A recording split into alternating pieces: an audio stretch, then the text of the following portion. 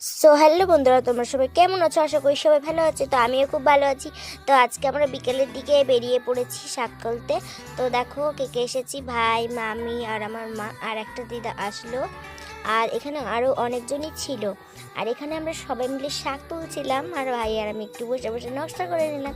তারপরে আমরা এটা শাক তুলছি। কী শাক তোমরা একটু কমেন্টে গেস্ট করো, মানে কমেন্টে বলে দিও। আর এদিকে দেখো অনেকজনই ওখানে কাজ করছিল। আর এদিকে আমরা বাড়ি যাওয়ার পথে বোতলটাকে ফেলে চলে যাচ্ছিলাম, তো বোতলটা নিয়ে নিলাম।